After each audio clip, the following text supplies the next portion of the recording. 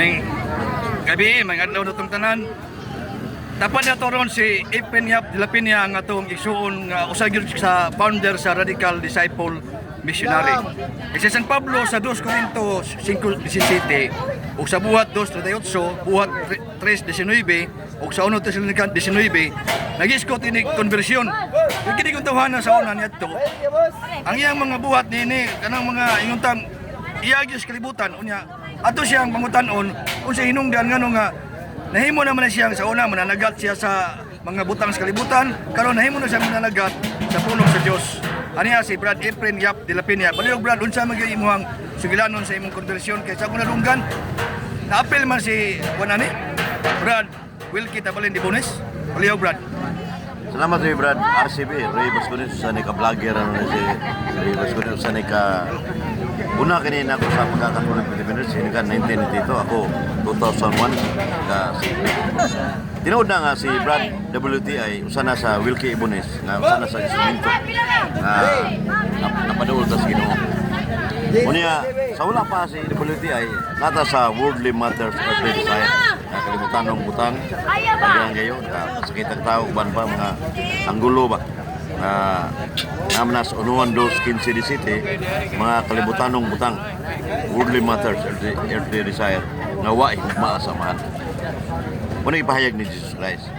Kanya si WTI usa sa instrumento nga iya kong ipatin sa charismatic niya mga seminar, pressing and worship hangtod Catholic Pretenders. So ang Catholic Pretenders diya si USGR si Cebu original munang nagbarog sa God kanatay God is with us alive.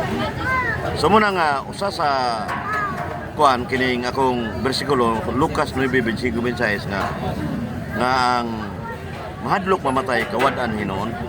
Unang prinsipyo hindi ko mahadlok mamatay sa mga transaksyon sa una face-to-face settlement uban pa dagang kayo nga kalibutan ng butang hapit na sama kung hard dealer mura hard dealer sa una pero lahi dili ta mo patay tao settlement na to face-to-face actual pero muna nga unexpected na natarong ngayon na kay kaning Panginoon kalit man na murag way plano ba na sa walang kasulatan nga ang gipili si Ginoo Roma 11:5 iya bisan gilain niyang pilion isip laiko nga sangka nya matubig tudlo sa kamatuoran. So namay pangutana brother Sibi. Salamat kay Brad Efren kay kini imong ginabuhi murag daw sama ni San Pablo niadto nga lotos ang mga Kristiyanos pero kani imo ha dili ingon nga lotos ang mga Kristiyanos. Lotos tos ba ako nadunggan sa una murag equalizer kas mga kanang gitawag nato blending katong di mo bayad ikaw mo maningil nya karon imuha na mga nakumbinser ang mga tao nga niadto nagpuyo sa kangit-ngit kisa ko naibawan dagan manggag mga nagkonvertir nga dili katoliko nga nabunyagan sa katedral ug gani usa ko sa maninoy niadto yun sa mo nimo nga pinagi sa imo pagsangyo sa pulong sa Dios natandog ang ilang kasing-kasing og nibalik na sa simbahan katoliko. Okay, ganang kito dili to lending kundi settlement. So lending money matters involved pro face-to-face settlement. Pero matud pa nimo nga adunay mga protestante nga ipabunyagan to sa RCC Roman Catholic Church. Una diha sa katedral duha ka babae si Glorilo usa ka Kristohanon year 2012 niya Bible Baptist. So sa mga wala mahaba kanang kananan ako na nagkaong ko sa dapit sa Bonifacio Street, Cebu City, Bible Baptist. Niya ako nawalihan pero nang nagjilin. Sa to pa Baptist siya. So ako yung nagkubinsir, amot mo magnet mo sa akong approach sa babae. Mo to nga schedule ang adult baptism sa katedral. So usa ka sa sponsor itong higyon na. Pagka 2012 na, pagka 2017-18 adunay nakubinsir ko Iglesia Cristo Aglipay o Japanese. Ang nagbunyag mo si Reverend Father Lucasinok sa Buisan Parish Church. Diya pa siya ang parokya. So ang nag-ugos si GQ Adamamper kapel to niya si Dani Madiha Marlo pagiduban pa.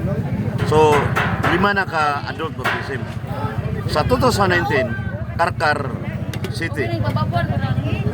Murag nas bikiri trabaho, buong saksi si Brad Gregorio Noco sa Bikir Master Bikir. So, kuan kining aglipay o born again. So ako gyapon gi-preachingan face to face niya tuduan sa doktrina nga itudlo sa Simbahan Katoliko Romano. So dito nang bujangan sa St. Catherine Church, Carcar City, Lotus San 19. Katong mga dili Katoliko nga nibalhin na sa atong Simbahan Katoliko, wala pa nimo matukod ang Radical Disciple Missionary ato o natukod na. Murag natungko naman to sa kami to ni Brad Alvin itong higiyuna ko niya tukko na Radical Disciple niya. Wako na kapokus murag isalo tong Alvin ni RCB Wilkie Ibunois. Ako man napadayon ko sa CFD sa kining kuan ba sa Catholic Independence Original Cebu. Kay mga higala pasensya na kayo nga murag saba ta kay niya ta karon sa Carbon diri sa Cebu City kay gikan ta Bible study sa USGR sa San Jose. Sponsor ni Brad Jeffrey Kiliosa nga mga omnig puto din si Kwate niya unlimited kay kasiyahan sa Ginoo si Brad Jeffrey Kiliosa tungod sa iyang Kuya Jeff Shumay sa Tisa. Kunya Brad Efren Yap de la Peña si Consial General Paul Labra na siya plano nga kanang ang tanang mga kapilya sa Cebu City walihan unya mo to nga andan una to nga grupo ganing gitawag na to og Radical Disciple Missionary. Unsa may imong ikasulti nini? Ako na pagpambit para manastanan kay sangyaw ang kamaturan pulong sa Dios para sa mga tao. Namna sa 1 Timoteo 4:13-16. Diya ka na imong gisugyot nga kining chapel sa Tibok Cebu City na. Yes. Oh, ano man Wala plano ni Consial General Paul iya, Labra. plano. Kaya pa sang yawan. Nya tingali og magkasiyahan ta sa Ginoo kababuton niya magsugod ta sa sunod tuig.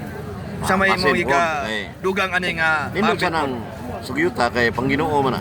Niya Radical Disciple Missionary basig ma-misinterpret ni Sobang Safety ni labinan ni Celestino Sarrido mingon sa gaday literal din na ang Radical Disciple Missionary ang plano gyud nga ang ato nga dili ta mo focus sa gitawag na to controversial issue.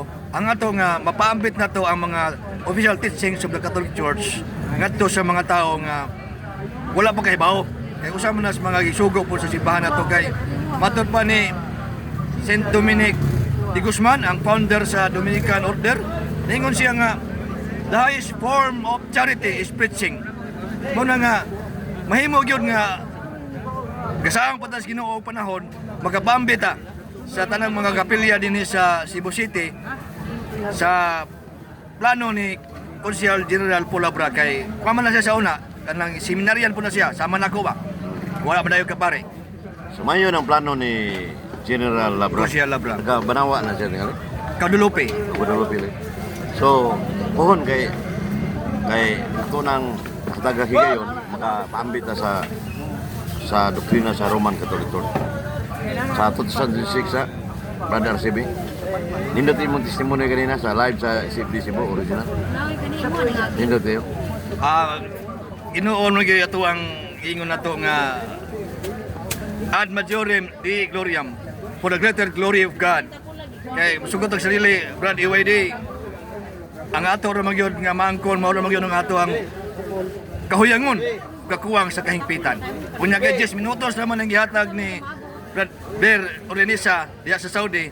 Hapit na mahuman. Ano rin si Brad Brigido Orenisa rin? Oo nya ato na lang greeting sa ato ang mga subscribers nga dili ingon nga naghambog ta kay ining pulong sa Ginoo di man niya nga ipanghambog ato magyaning ubanan sa atong gitawag na to humility sa pagpaubos. Kay matud pa niya Bishop Alberto Abitoy nga ningon siya nga sa iyang channel na ay magbas niya di lang siya mutubag dili na po niya i-vlog dili ingon pa niya kumidyag na to siya nga ilang i-delete o niya diya sa Japan si Matit Lim nga kanunay yung nasunod ni atong programa sa Catholic Faith Defender Philippines TV. Daghang salamat kaninyong tanan. ug daigo ng Ginoo hangtod sa kahangturan. Amen.